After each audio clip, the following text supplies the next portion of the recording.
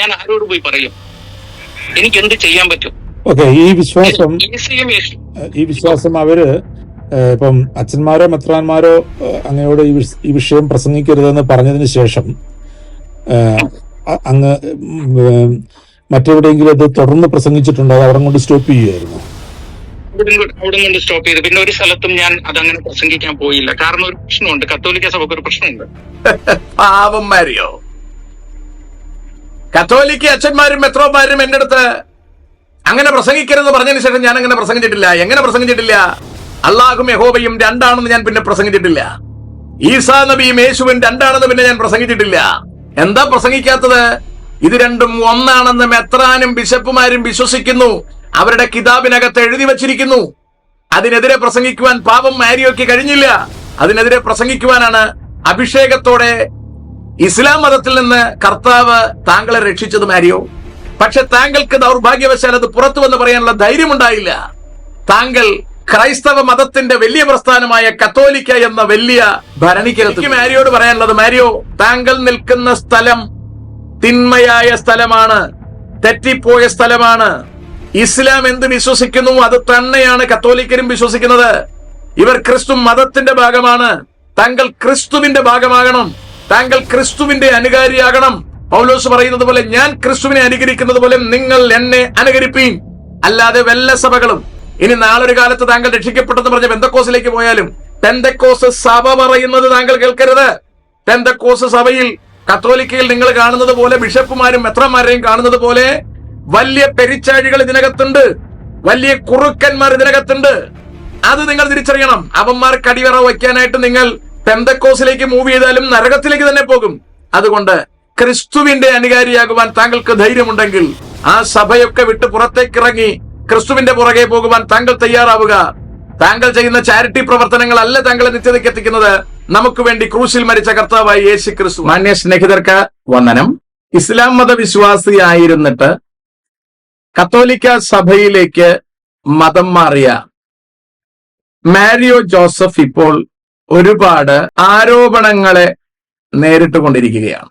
ആ ആരോപണങ്ങൾക്ക് വ്യത്യസ്ത വീക്ഷണങ്ങളുണ്ട്. അതിൽ അദ്ദേഹത്തിന്റെ ചാരിറ്റബിൾ സൊസൈറ്റിയെ കുറിച്ച് ആരും അങ്ങനെ സംസാരിക്കുന്നതായി തോന്നുന്നില്ല, എന്റെ ശ്രദ്ധയിൽപ്പെട്ടിട്ടില്ല.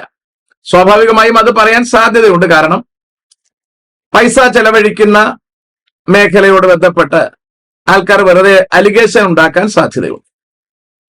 അതവിടെ നിൽക്കട്ടെ. രണ്ടാമത്തെ പ്രധാനപ്പെട്ട അലിഗേഷൻ മതപരമായതാണ്. അത് നമ്മൾ വളരെ ശ്രദ്ധയോടുകൂടി മനസ്സിലാക്കേണ്ടുന്ന വിഷയമാണ്. ഇവിടെ ഞാൻ ചില ഗൗരവമേറിയ വിഷയങ്ങളെ സംസാരിക്കുന്നുണ്ട്. അതുകൊണ്ട് ദയവായി എന്റെ ശ്രോതാക്കൾ അതിനെ ശ്രദ്ധിച്ച് കേൾക്കണം എന്നോർപ്പിക്കുകയാണ്.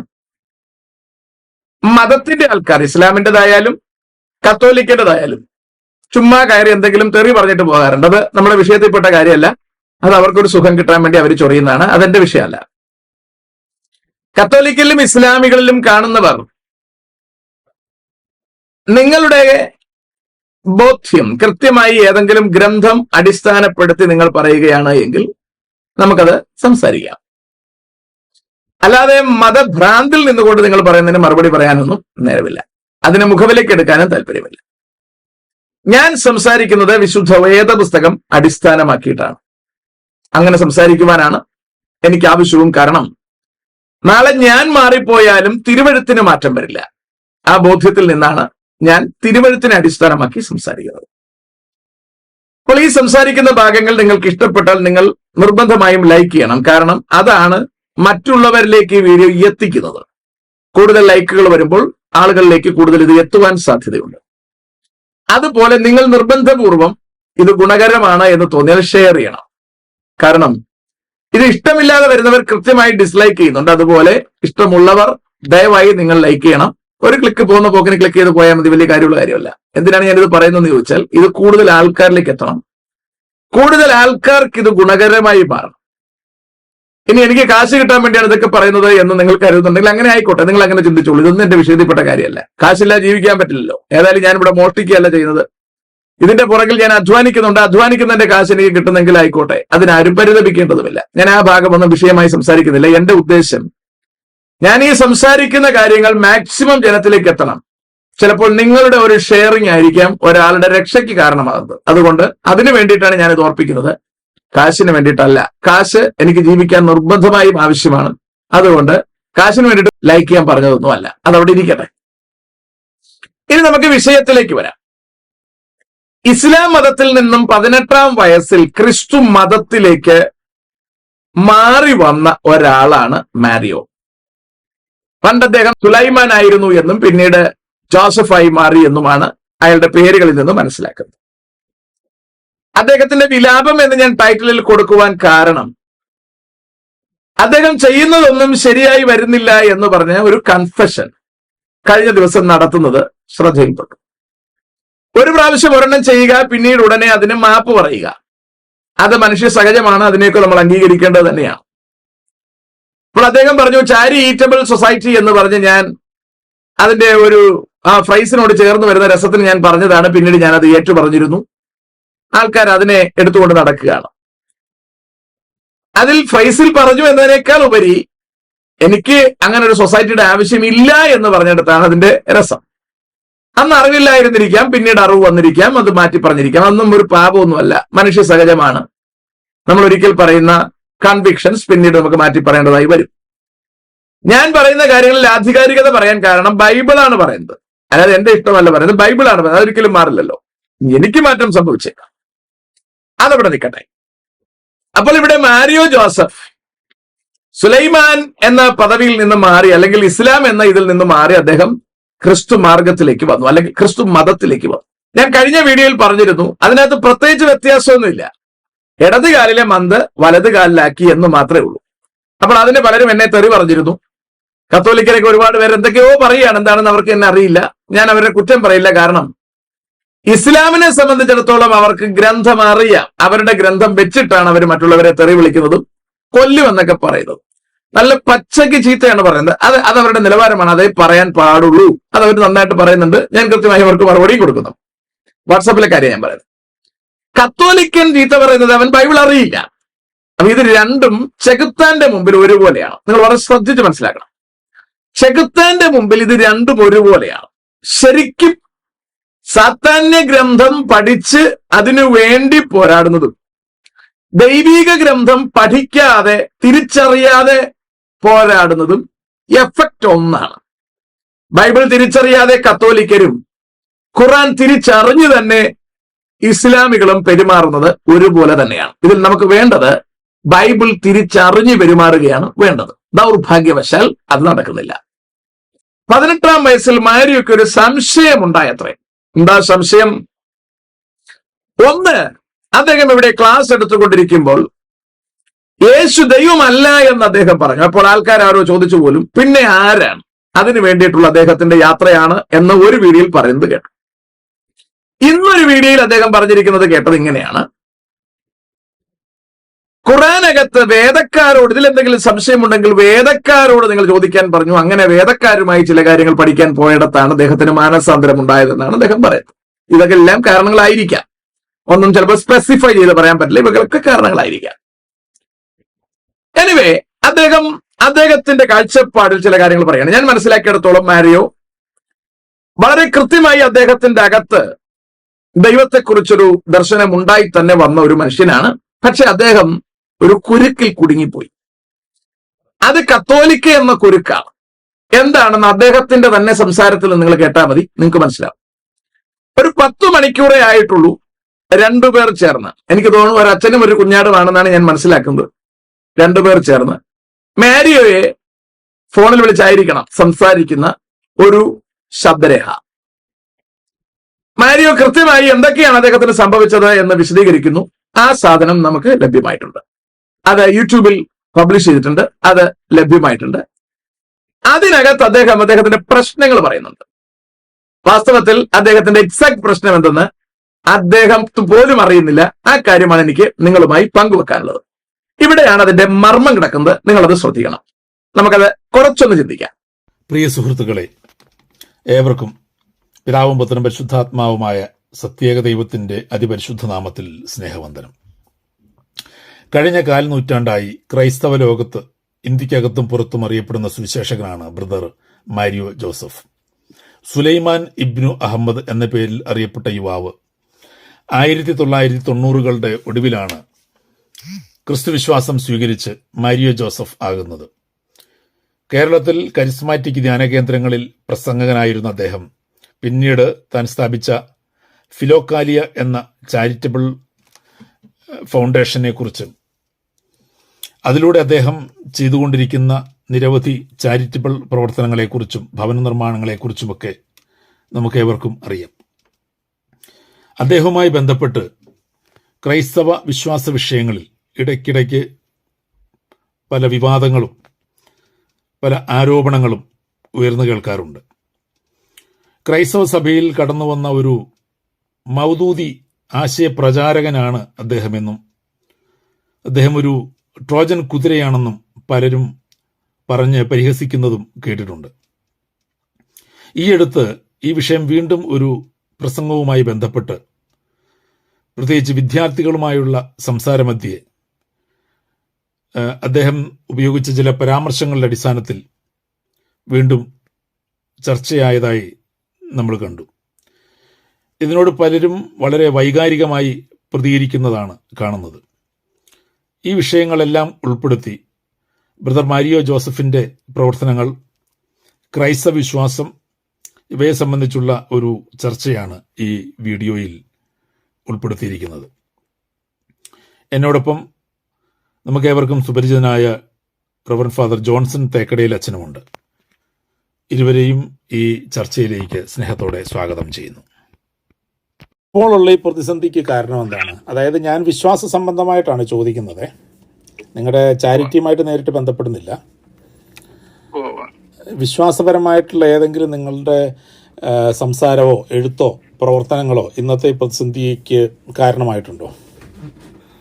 അതിന്റെ കറക്റ്റ് പറഞ്ഞു കഴിഞ്ഞാൽ അതിന്റെ തുടക്കം മുതലേ പറയാവേ. അതിന്റെ അത് ഫുൾ സാഹചര്യം ഒന്ന് മനസ്സിലാക്കുന്നത് നല്ലതാണ്. ഓക്കെ.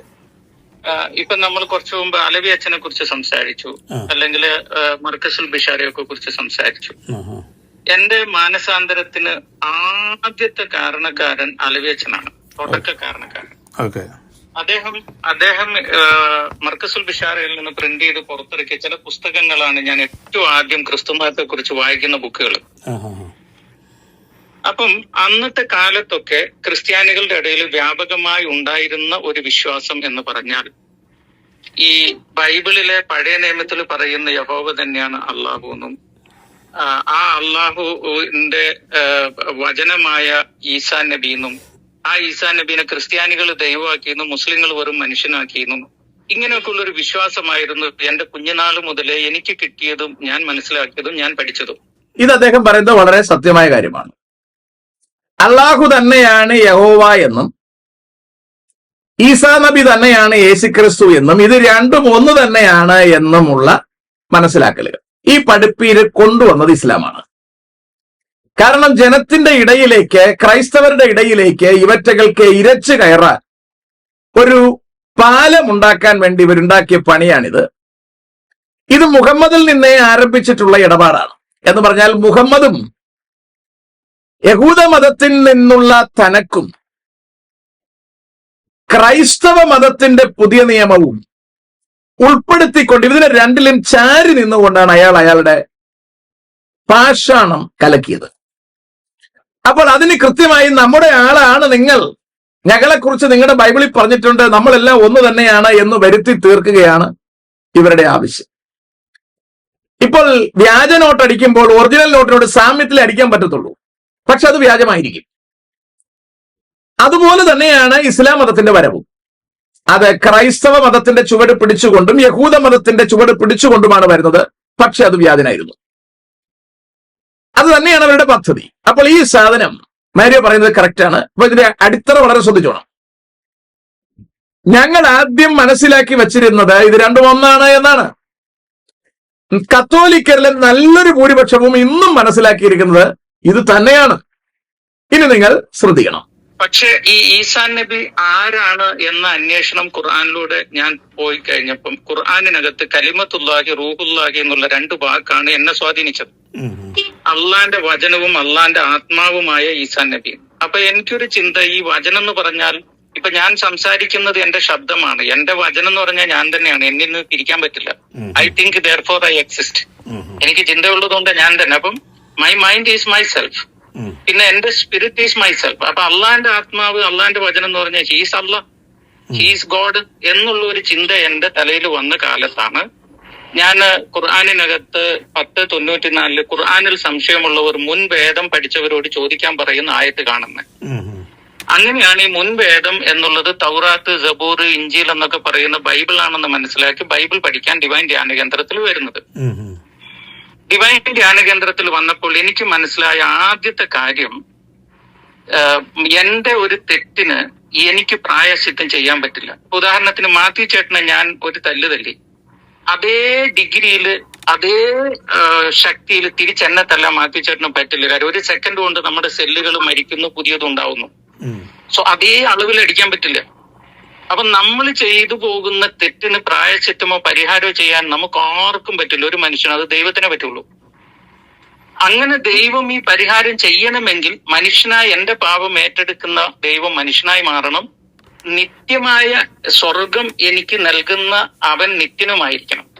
അപ്പൊ നിത്യനായവനും മനുഷ്യനായവനും എനിക്ക് രക്ഷകനായി വന്നാൽ മാത്രമേ രക്ഷ കിട്ടുള്ളൂ എന്ന ബോധ്യം എനിക്ക് ഉണ്ടാകുകയാണ്. ഇത് വളരെ ഗൗരവമായ ഒരു പദപ്രയോഗമാണ്. അയാൾ ഇസ്ലാമിൽ നിന്ന് ബൈബിൾ പഠിക്കാൻ വേണ്ടി ചെന്ന് പെട്ടത് ബൈബിളിനെ പഠിപ്പിക്കാത്തൊരു സ്ഥലത്താണ്.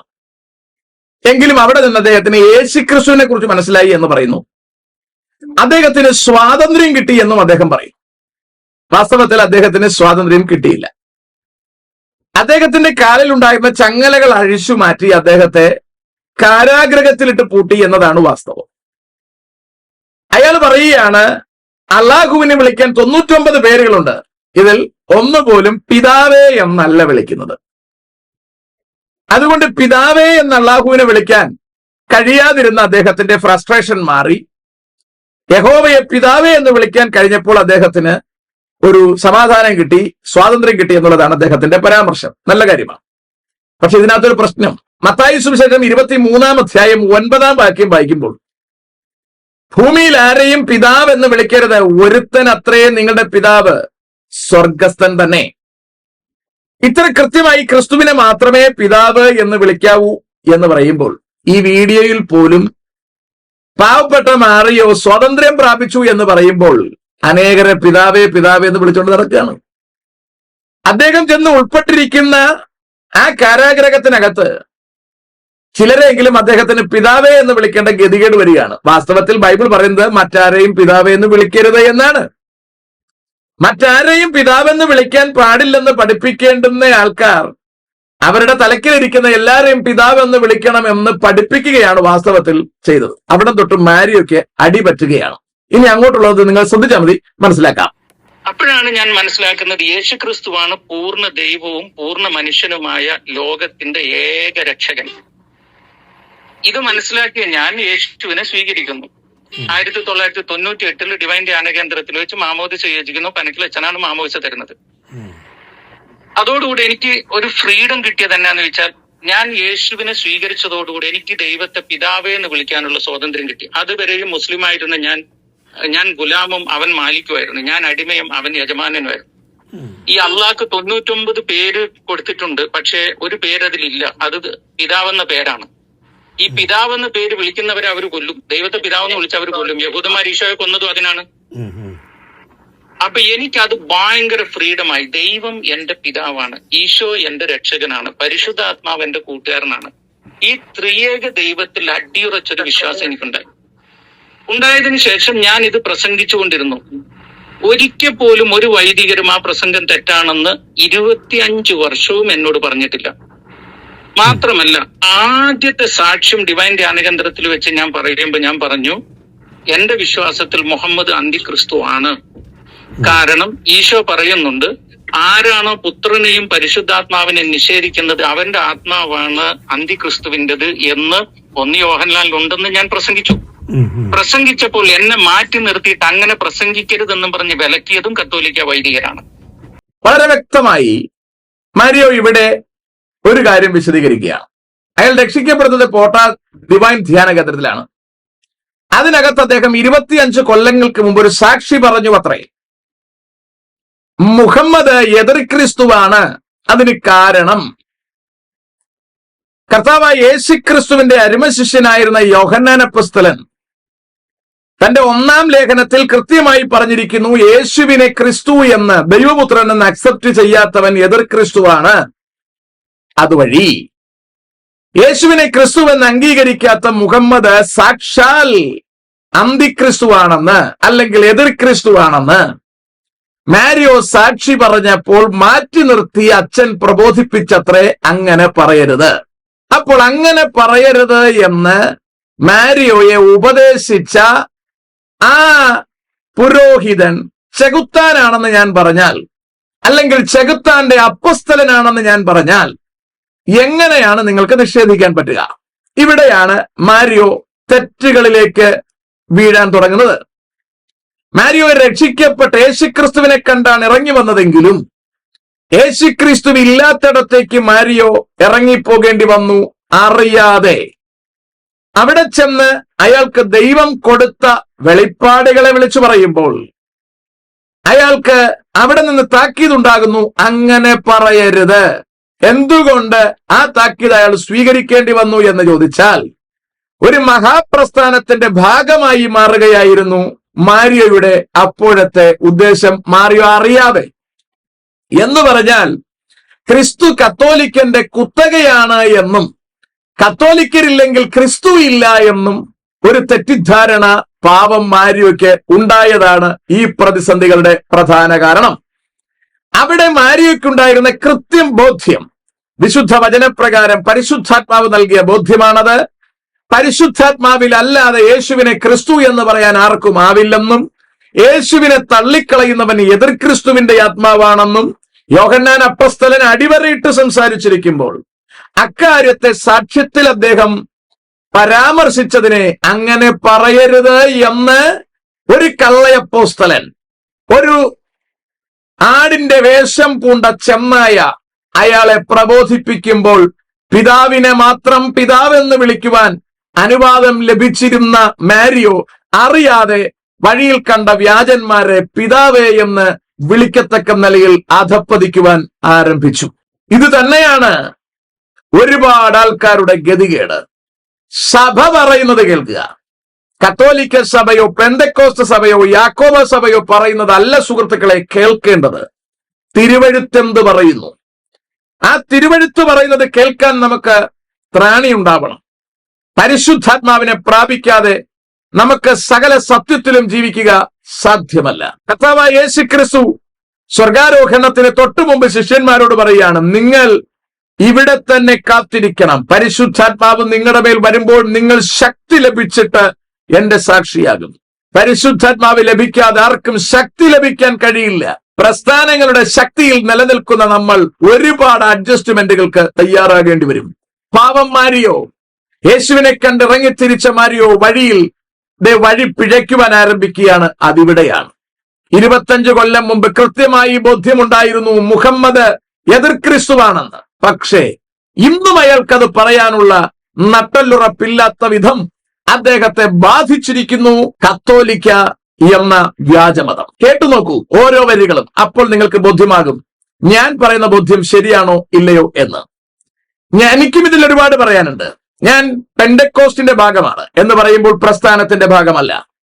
എന്നെ ഉൽപ്പത്തി പുസ്തകം 3-ാം അധ്യായം 15-ാം വാക്യത്തിൽ സ്ത്രീയുടെ സന്തതി എന്ന് പറയുന്നത് യേശുക്രിസ്തു അല്ല എന്ന് ഞാൻ നാളുകൾക്ക് മുമ്പ് പ്രസംഗിച്ചിരുന്ന ഉടനെ എന്നെ ഉപദേശിമാർ ഉപദേശിച്ചു ഇത് തെറ്റാണെന്ന്.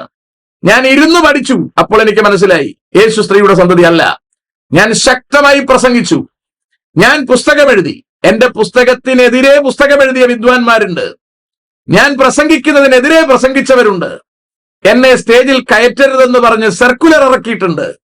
പക്ഷേ ദൈവം എന്നെ ഇന്നും അത് പറയാൻ തന്നെ ശക്തിയോടെ ത്രാണിയോടെ നിലനിർത്തിയിരിക്കുന്നു എന്നതിൽ എനിക്ക് ധൈര്യവും ചാരിതാർത്ഥ്യവുമുണ്ട്.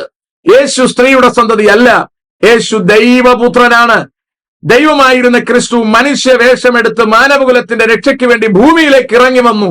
നമുക്കെല്ലാവർക്കും വേണ്ടി മരിച്ചടക്കപ്പെട്ട് ഉയർത്തെഴുന്നേറ്റു, ഇന്നും മഹിമയുടെ വലതുഭാഗത്തിരിക്കുന്നു എന്ന് നെഞ്ചത്ത് കൈവച്ച് നെഞ്ചുറപ്പോടെ ധൈര്യത്തോടെ പറയുവാൻ ദൈവം എനിക്ക് അഭിഷേകം തന്നത് പെന്തക്കോസ്ത് പ്രസ്ഥാനം എനിക്കെതിരെ എടുത്ത ചുവടുകളെ അതിജീവിച്ചുകൊണ്ട് തന്നെയാണ്.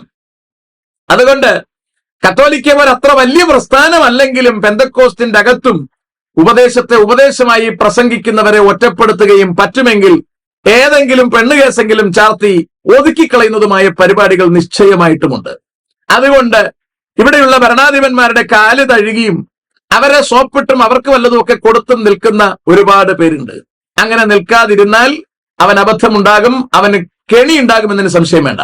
എനിക്കിന്നും ഞാൻ ഉൾപ്പെട്ടു നിന്ന പ്രസ്ഥാനത്തിനകത്ത് ശരിക്കും നല്ല പണി തന്നിട്ടുള്ള മിടുക്കന്മാരുണ്ട്. അവന്മാരുടെ ആരുടെയും പേരൊന്നും ഞാൻ വെളിപ്പെടുത്താത്തതിന് കാരണം അവന്മാരെന്തെങ്കിലും ചെയ്തുകൊണ്ട് പോട്ടെ, എനിക്കിതൊന്നും എന്റെ ജോലിയല്ല. എന്റെ ജോലി ദൈവം എന്നെ ഏൽപ്പിച്ചിരിക്കുന്നത് യേശുവിനെ ദൈവപുത്രനാണെന്ന് ഉയർത്തിപ്പിടിക്കുക എന്നുള്ളതാണ്. അതെന്നെ കൊണ്ടാകുന്നിടത്തോളം ഉയർത്തിപ്പിടിക്കുക. എന്റെ കഴുത്ത് വെട്ടി മാറ്റിയാലും അത് തന്നെ വിളിച്ചു പറഞ്ഞുകൊണ്ടിരിക്കുക. അതുവരെയുള്ള ധൈര്യം കർത്താവ് എന്റെ മേൽ പകരുമെന്ന് എനിക്ക് ഉറപ്പുണ്ട്. അതുകൊണ്ട് അത് ചെയ്യാത്ത ഏറ്റവും പ്രധാനപ്പെട്ടവൻ, യേശു ദൈവപുത്രൻ എന്ന് അംഗീകരിക്കാത്തവൻ ഇസ്ലാമാണ്. ഇസ്ലാമിന്റെ കൂടെ അതേ പണി ചെയ്യുന്നവൻ തന്നെയാണ് കത്തോലിക്കനും. ദൈവപുത്രനായ ക്രിസ്തുവിന് പകരം ദൈവമാതാവിനെ പ്രതിഷ്ഠിക്കുക, പിന്നെ പുണ്യാളന്മാരെ പ്രതിഷ്ഠിക്കുക. ഇതുവഴി ക്രിസ്തുവിനോടുള്ള ഏകാഗ്രതയും നിർമ്മലതയും വഷളാക്കി കളയുകയാണ് ഇവന്മാരുടെയൊക്കെ പരിപാടി. ഇത് ഒരു അപകടം പിടിച്ച പരിപാടിയാണ്. ശ്രദ്ധിക്കാം നമുക്ക് മാരിയോയിൽ നിന്ന് കുറച്ചുകൂടി. അന്ന് ഞാൻ ഈ പറയുന്നത് 25 വർഷം മുമ്പുള്ള കാര്യമാണ്.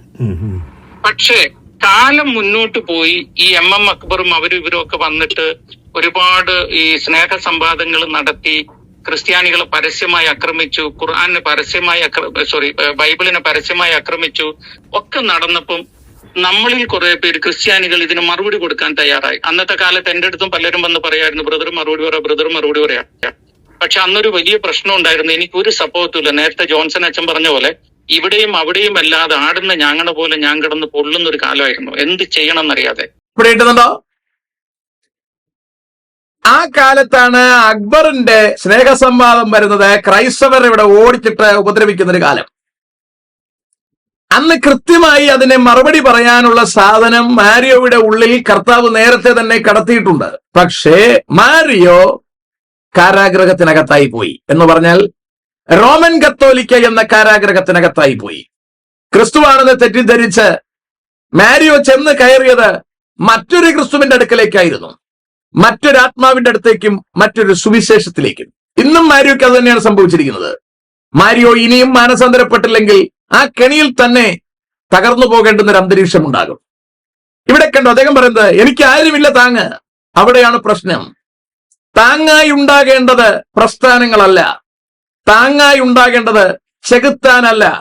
ചെകുത്താനെതിരെയുള്ള പോരാട്ടത്തിന് നമ്മെ സപ്പോർട്ട് ചെയ്യേണ്ടത് ചെകുത്താനല്ല, പ്രത്യുത കർത്താവായ യേശു ക്രിസ്തുവാണ്. ക്രിസ്തു വചനം ഇങ്ങനെ പറയുന്നത്, നമ്മോട് കൂടെയുള്ളവൻ ലോകത്തിലുള്ളവനേക്കാൾ വലിയവൻ. ആ ബോധ്യം ഉണ്ടായിരുന്നെങ്കിൽ മാരിയയ്ക്ക് ഒറ്റയ്ക്ക് നിൽക്കാൻ കഴിഞ്ഞേനെ, യുദ്ധം ചെയ്യാൻ കഴിഞ്ഞേനെ, വിജയിക്കാൻ കഴിഞ്ഞേനെ. ഇതിപ്പോൾ രണ്ടും കെട്ടൊരു പരുവത്തിലായി. കേട്ടു നോക്കാം. അന്നത്തെ എന്റെ പ്രായം എന്ന് പറഞ്ഞാൽ ഞാൻ മാനസാന്തരപ്പെട്ട് മാമോദിസം ചെയ്തിരിക്കുന്ന 18 വയസ്സിലാണ്. ഈ പറഞ്ഞ സംഭവമൊക്കെ നടക്കുന്ന 19-20 വയസ്സിലാണ്. അതിന്റെ ഇടയിൽ എനിക്ക് ക്യാൻസർ രോഗം വന്നു, ചികിത്സ, ഒരു മനുഷ്യനില്ല, ഒരു രൂപയില്ല. കയ്യിൽ കെട്ടിയ വാച്ചും ഇട്ട ബനിയനും വരെ ഞാൻ വിറ്റു ഹോസ്പിറ്റലിൽ ബില്ല് കെട്ടാൻ. ഒരു മനുഷ്യന്റെ ഗതികേട് ഓർക്കണം. ഒരു വാക്കുമേൻ കയ്യിലുണ്ടായിരുന്നു, അത് കൊണ്ടുപോയിട്ട് ഞാൻ റോഡ് കൊണ്ടുപോയിട്ട് വിറ്റു ഹോസ്പിറ്റലിൽ ബില്ല് കെട്ടാൻ, സർജറിക്ക്. അങ്ങനെയുള്ള കാലത്ത് ഇവർ വന്നിട്ട് എന്നോട് ഇങ്ങനെ മതപരമായി പ്രസംഗിക്കാൻ പറയുമ്പോൾ ഞാൻ അതിൽ നിന്ന് മാറി നിന്നു. കാരണം എങ്ങനെ ജീവിക്കണം എന്നറിയാത്തൊരു സാഹചര്യത്തിലേക്കൂടെ ഞാൻ കടന്നു പോവാണ്, എങ്ങോട്ട് പോകണം എന്നറിയാതെ. അപ്പൊ ഇത് കഴിഞ്ഞ് കുറെ നാൾ കഴിഞ്ഞപ്പോഴേക്ക് എന്ത് സംഭവിച്ചെന്ന് വെച്ചാൽ ഒരു പുതിയ ടീച്ചിങ് പോലെ എല്ലാവരും കൂടെ ഒന്നിച്ച് വന്നു പറഞ്ഞു, ഈസാ നബിയും യേശുവും രണ്ടാളാണ്, അള്ളയും യഹോവയും രണ്ടാളാണ്. ഇതെന്റെ അടുത്ത് വന്ന് പറയുമ്പോഴേ ഒരു മിനിറ്റ് ഇതെന്റെ അടുത്ത് വന്ന് പറയുമ്പോഴേ ഞാൻ പറഞ്ഞു, ഇത് ഞാൻ പണ്ടേ പറഞ്ഞ കാര്യമാണ്.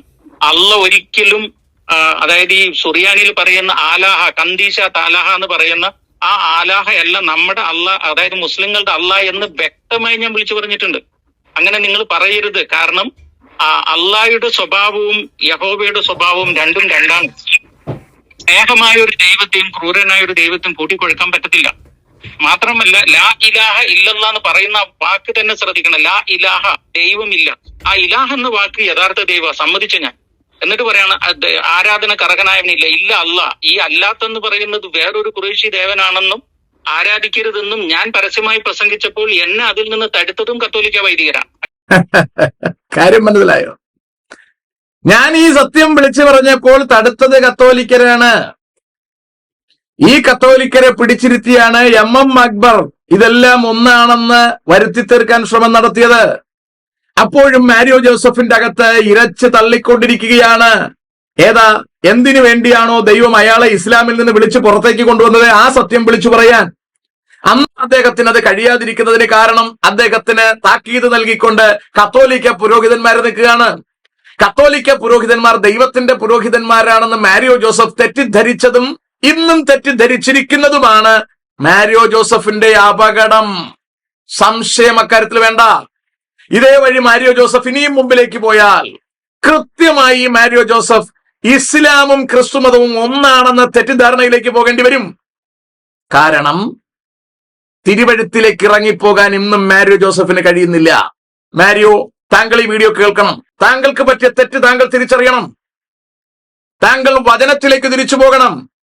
വിവേകാനന്ദൻ ഹിന്ദുമതത്തിന്റെ നവീകരണത്തിന്റെ സമയത്ത് ഹിന്ദുക്കളോട് വിളിച്ചു പറഞ്ഞതുപോലെ ഗോ ബാക്ക് ടു വേദാസ്, വേദങ്ങളിലേക്ക് മടങ്ങിപ്പോവുക. അതാണ് എനിക്ക് താങ്കളോട് പറയാനുള്ളത്. ഗോ ബാക്ക് ടു ബൈബിൾ, ബൈബിളിലേക്ക് തിരിച്ചു പോവുക. കത്തോലിക്കയിൽ നിന്ന് പിന്മാറുക. താങ്കൾ ഇന്ന് നിൽക്കുന്നത് അപകടം പിടിച്ച സ്ഥലത്താണ്. ഞാൻ ആദ്യം ഓർപ്പിച്ചതുപോലെ ഇസ്ലാം ഇടതുകാലിലെ മന്താണെങ്കിൽ ആ മന്തിനെ അവിടെ നിന്ന് മാറ്റി വലത് കാലിലേക്ക് വെക്കുന്നത് പോലെ മാത്രമേ ഉള്ളൂ കത്തോലിക്ക മതം സ്വീകരിക്കുന്നത്. താങ്കൾ സ്വീകരിക്കേണ്ടത് മതത്തെയല്ല, ക്രിസ്തുവിനെയാണ്. കർത്താവായ യേശു ക്രിസ്തുവിനെയാണ്. യേശു ക്രിസ്തുവിനെ സ്വീകരിച്ച് പെന്തക്കോസ്റ്റ് ചേരാനല്ല ഞാൻ പറയുന്നത്. പെന്തക്കോസ്റ്റ് ഇന്ന് പ്രസ്ഥാനമായി അധപ്പതിച്ചിരിക്കുന്നു. അവകളിൽ നിന്നും മാറാൻ താങ്കൾക്കും കഴിയണം. പ്രസ്ഥാനത്തിലല്ല നമ്മൾ നിൽക്കേണ്ടത്, ക്രിസ്തുവിലാണ് നിൽക്കേണ്ടത്. ഏതെങ്കിലും ഒരു പ്രസ്ഥാനത്തിന്റെ ഭാഗമാകുന്നതിൽ തെറ്റില്ല. പക്ഷേ അതിന്റെ തലപ്പത്തിരിക്കുന്നവൻ ഇതുപോലെ നമ്മളെ നിയന്ത്രിക്കുവാൻ അനുവദിക്കരുത്. അങ്ങനെ ഒരുത്തൻ നമ്മുടെ മേൽ പരിശുദ്ധാത്മാവ് നൽകുന്ന ബോധ്യങ്ങളെ വിളിച്ചു പറയാൻ അനുവദിക്കുന്നില്ലെങ്കിൽ എത്ര മാനം മുട്ട നിൽക്കുന്ന പ്രസ്ഥാനമായാലും അതിന്റെ മുമ്പിൽ കുനിഞ്ഞു നിൽക്കാതെ അതിനെ കാലുകൊണ്ട് മെതിച്ചു കളയാൻ നമ്മുടെ മേൽ അഭിഷേകം ദൈവം തന്നിട്ടുണ്ട്. പ്രസ്ഥാനങ്ങളുടെ പുറകെ നടക്കലല്ല നമ്മുടെ ആവശ്യം, ക്രിസ്തുവിന്റെ പുറകെ നടക്കലാണ്. ക്രിസ്തുവിന്റെ പുറകെ ഇറങ്ങിത്തിരിക്കുന്നവന് ആവശ്യമായ ബലവും ശക്തിയും നൽകുവാൻ പരിശുദ്ധാത്മാവെന്ന തൃത്വത്തിൽ മൂന്നാമനെ കർത്താവ് നമുക്ക് നൽകിയിട്ടുണ്ടെങ്കിൽ എന്തിന് നമ്മൾ ഇവന്മാരെ ഭയപ്പെടണം? എന്തിന് ശത്രുവിന്റെ വ്യത്യസ്ത രീതികളെ ഭയപ്പെടണം? ശത്രുവിന്റെ ഒരു മുഖംമൂടിയിൽ നിന്ന് മാറി മറ്റൊരു മുഖംമൂടിയിൽ ചെന്ന് വണങ്ങുന്നതല്ലാതെ ക്രിസ്തുവിനെ വണങ്ങാനുള്ള ധൈര്യം നമുക്ക് എന്നുണ്ടാകും? മാരിയോ, ഗൗരവമായിട്ട് ആലോചിക്കൂ. ഞാൻ ഈ പറയുന്ന കാര്യങ്ങൾ തിരുവെഴുത്ത് വെച്ച് താങ്കളൊന്ന് ആലോചിക്കൂ. താങ്കൾക്ക് ഇനിയും രക്ഷപ്പെടാൻ വഴികൾ മുമ്പിൽ കിടപ്പുണ്ട്, മരണത്തിന് മുമ്പ്. അങ്ങനെയൊന്നും പറയാൻ പാടില്ല. ദൈവം ഒന്നേ ഉള്ളൂ, പല പേരിൽ വിളിക്കുന്നതേ ഉള്ളൂ. എല്ലാ പുഴകളും ഒഴുകി പോകുന്നത് സമുദ്രത്തിലേക്കാണ്. അതുപോലെ എല്ലാ വിശ്വാസം അവസാനം അള്ളാഹിലെ, അതായത് യഹോവയില്, റബ്ബുൽ ആലമീനിൽ, എല്ലാം പടച്ചവനിലെത്തും. അതാണ് അള്ളാഹ് എന്നൊക്കെ പറയുമ്പോഴും അന്നും ഞാൻ ആവർത്തിച്ച് പറഞ്ഞു, ഒരിക്കലും അല്ല, അള്ളാഹ് നമ്മുടെ ദൈവം അല്ല. അതായത് ഞാൻ അന്ന് പറഞ്ഞത് ഇൻവെന്റഡ് ദൈവവും റിവീൽഡ് ദൈവവും എന്നാണ് ഞാൻ വ്യാഖ്യാനിച്ചുകൊണ്ടിരുന്നത്. ഓർക്കണം, ഇൻവെന്റഡ് ദൈവവും റിവീൽഡ് ദൈവവും. യാഹ്വേ എന്നത് റിവീൽഡ് ദൈവമാണ്. ദൈവം അവനെ വെളിപ്പെടുത്തുന്നതാണ്. I am who I am. അത് ദൈവം ഇങ്ങോട്ട് വെളിപ്പെടുത്തുന്ന. ഈ അള്ളാഹ് എന്നത് മുഹമ്മദും ജനങ്ങളും ഇൻവെന്റ് ചെയ്തതാണ്. അവരുടെ ഗോത്രത്തിന് വേണ്ടി, അവരുടെ സമൂഹത്തിന് വേണ്ടി, അവരുടെ കൾച്ചറിന് വേണ്ടി, അവരുടെ ഇഷ്ടങ്ങൾ നടത്തി പോകാൻ വേണ്ടി, അവര് പഴിചാരാൻ വേണ്ടി അവർ ഇൻവെന്റ് ചെയ്തൊരു ദൈവമാണ് അള്ളാഹ് എന്ന് പറയുന്ന സാധനം. അപ്പൊ അതുകൊണ്ട് റിവീൽഡ് ദൈവത്തെയും ഇൻവെന്റഡ് ദൈവത്തെയും കൂട്ടിക്കുഴയ്ക്കരുതെന്ന് അന്നത്തെ കാലം മുതൽ ഞാൻ പ്രസംഗിച്ചതാണ്. പക്ഷെ ആ പ്രസംഗങ്ങൾ പലതും എന്റെ ചാനലിൽ നിന്ന് എന്നെ കൊണ്ട് ഡെലിറ്റ് ചെയ്യിപ്പിച്ചത് എന്റെ ഗുരുക്കന്മാരെന്ന് പറയുന്ന പോലെ വൈദികരാണെന്ന് ഓർക്കണം. എന്നിട്ട് കാലം കുറെ കഴിഞ്ഞ് ഇവർക്ക് ഇത് മനസ്സിലായി. എന്തിനേറെ, സീറോ മലബാർ സഭയുടെ മെത്രാന്മാരുടെ ഒരു സിനഡ് നടക്കുമ്പോൾ എന്നോട് 1 മണിക്കൂർ ക്ലാസ് എടുക്കാൻ പറഞ്ഞപ്പോ ഞാൻ അവിടെ പോയി നിന്ന് പരസ്യമായിട്ട് അത് പറഞ്ഞു. അതായത് CCCയിൽ ഒരു പാരഗ്രാഫ് എടുത്തിട്ട് പറയായിരുന്നു, മുസ്ലിങ്ങളും ക്രിസ്ത്യാനികളും ഒരേ ദൈവത്തെ ആരാധിക്കുന്നു എന്ന് പറഞ്ഞ പാരഗ്രാഫ് എത്രയും പെട്ടെന്ന് ഇതിനെ മാറ്റണം, അല്ലെങ്കിൽ ഭാവിയിൽ വലിയ ദോഷം ഉണ്ടാവുന്ന മെത്രാന്മാരോട് ഞാൻ തന്നെ പച്ചക്കോയി പറഞ്ഞെന്ന്. ഈ എന്നെയാണ് ഇപ്പൊ പിടിച്ചിട്ട് ഞാൻ അല്ലാഹ് യഹോവ ഒന്നാന്ന് പറയുന്നു, ഈസ യേശു ഒന്നാന്ന് പറയുന്നെന്ന് പറഞ്ഞ് ക്രൂശിക്കുന്നത്. ഞാൻ ആരോട് പോയി പറയും? എത്ര കൃത്യമായി സീറോ മലബാറിന്റെ പ്രധാനപ്പെട്ട ഗ്രന്ഥത്തിനകത്തുനിന്നൊരു പാരഗ്രാഫ് എടുത്ത് മാറ്റിക്കളയണം എന്ന് കൃത്യമായി താക്കീത് കൊടുക്കാൻ ഒരു കാലത്ത് മാരിയോയ്ക്ക് കഴിഞ്ഞു. ആ മാരിയോയെ അവർ ശരിക്കും ട്യൂൺ ചെയ്തും വിരട്ടിയും മാറ്റി. കഴിഞ്ഞ ദിവസങ്ങളിൽ മാരിയോ മൊബൈൽ ഫോൺ കയ്യിൽ പിടിച്ചുകൊണ്ട് ഖുറാനിലെ വാക്യങ്ങൾ ഉദ്ധരിച്ചുകൊണ്ട് ക്രിസ്തുവിനെ പരിചയപ്പെടുത്താൻ ശ്രമിച്ചത് കണ്ടപ്പോൾ വളരെ ഖേദം തോന്നി. മാരിയക്കുണ്ടായിരുന്ന ബോധ്യം ഉലകത്തിന്റെ പുറത്തു നിന്ന് വിളിച്ചു പറയാൻ താങ്കൾക്ക് ധൈര്യമില്ലാതെ പോയത് താങ്കൾ ഈ കത്തോലിക്കരെ ഭയപ്പെട്ടതുകൊണ്ടാണ്. സിറോ മലബാറുകാരുടെ ബിഷപ്പുമാരുടെ കൂട്ടായ്മയിൽ ചെന്ന് അവരുടെ പുസ്തകത്തിനകത്തുള്ള ഒരു പാരഗ്രാഫ് മാറ്റിക്കളയുവാൻ, അല്ലെങ്കിൽ അത് അപകടമുണ്ടാകുമെന്ന് പറയുവാൻ താങ്കൾക്ക് കഴിഞ്ഞത് ദൈവത്താലായിരുന്നു. പക്ഷെ താങ്കളുടെ മേലുണ്ടായിരുന്ന ഭീരുത്വത്തിന്റെ ആത്മാവ് താങ്കളെ പിന്നെയും ഇവന്മാരുടെ കീഴിൽ ഇരിക്കാൻ പ്രേരിപ്പിച്ചു. അതായിരുന്നു താങ്കൾക്ക് പറ്റിയ അബദ്ധം. ഇന്നും താങ്കൾ ചെയ്തുകൊണ്ടിരിക്കുന്നത് അതേ അബദ്ധം തന്നെയാണ്. ആ അബദ്ധം താങ്കൾ തിരിച്ചറിയണം. താങ്കൾ ഈ വീഡിയോയിൽ തന്നെ മറ്റൊരിടത്ത് പറയുന്ന കാര്യം ഇങ്ങനെയാണ്: 25 കൊല്ലം ഞാൻ ചെയ്ത ശുശ്രൂഷയേക്കാൾ അധികം ഞാൻ ഈ 3 കൊല്ലം കൊണ്ട് ചാരിറ്റി വഴി ചെയ്തു. മാന്യ സുഹൃത്തെ, ഇതും താങ്കളുടെ ഒരു അബദ്ധമാണ്. ചാരിറ്റി കൊണ്ട് സ്വർഗരാജ്യത്തിൽ പോകാൻ കഴിയുമെന്ന് കത്തോലിക്കൻ പഠിപ്പിക്കുന്ന ഏറ്റവും മികച്ചൊരു പരാജയത്തിന്റെ അടിമയായി താങ്കൾ മാറിക്കൊണ്ടിരിക്കുകയാണ്. താങ്കൾ തിരിച്ചറിയണം, മറ്റുള്ളവർക്ക് ചെയ്യുന്ന ചാരിറ്റബിൾ വർക്കുകൾ അല്ല സ്വർഗരാജ്യത്തിൽ ചെല്ലാനുള്ള പ്രധാനപ്പെട്ട കാര്യം. മാനസാന്തരപ്പെടാഞ്ഞാൽ നിങ്ങൾ എല്ലാവരും അങ്ങനെ തന്നെ നശിച്ചു പോകും. പുതുതായി ജനിച്ചില്ല എങ്കിൽ സ്വർഗരാജ്യം കാണുവാൻ ആർക്കും കഴിയുകയില്ല. വെള്ളത്താലും ആത്മാവിനാലും വീണ്ടും ജനിച്ചില്ലെങ്കിൽ സ്വർഗരാജ്യം കാണുവാൻ ആർക്കും കഴിയുകയില്ല.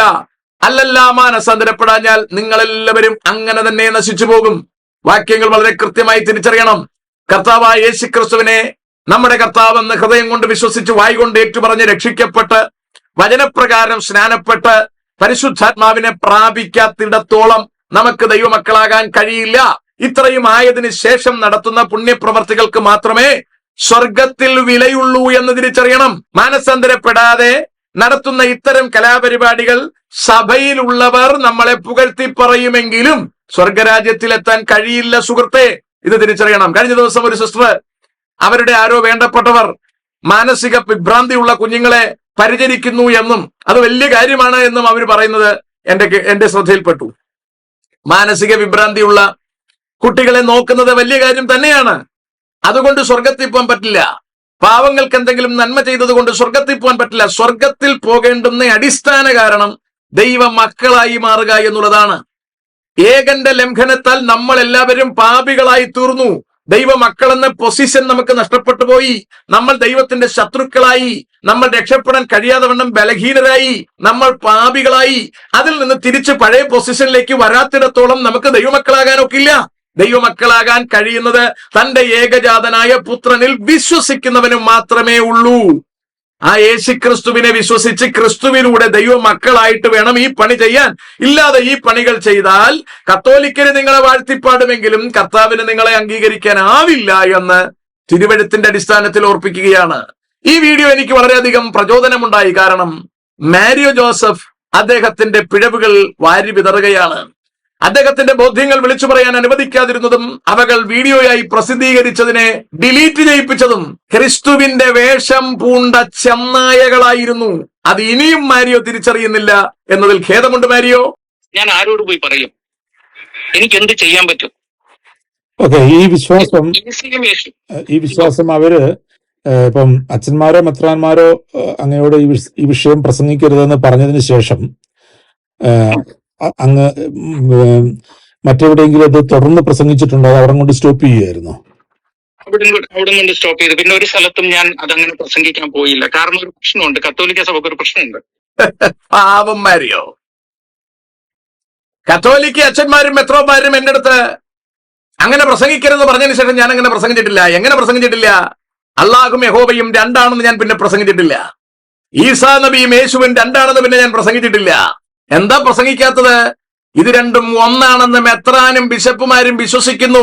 അവരുടെ കിതാബിനകത്ത് എഴുതി വച്ചിരിക്കുന്നു. അതിനെതിരെ പ്രസംഗിക്കുവാൻ പാവം മാരിയോയ്ക്ക് കഴിഞ്ഞില്ല.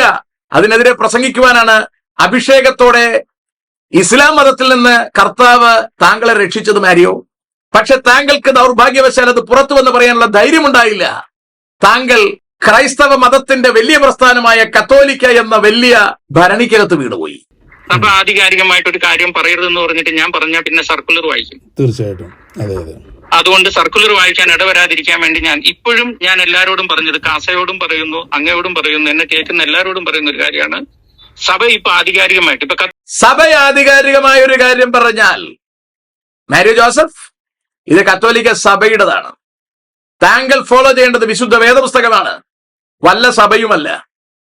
വല്ലയിടത്തും ആരംഭിച്ചവര് തന്നെയാണ് ക്രിസ്തുവിന്റെ ആൾക്കാരെന്ന് പറഞ്ഞ് ജനത്തെ കബളിപ്പിച്ചുകൊണ്ടിരിക്കുകയാണ്.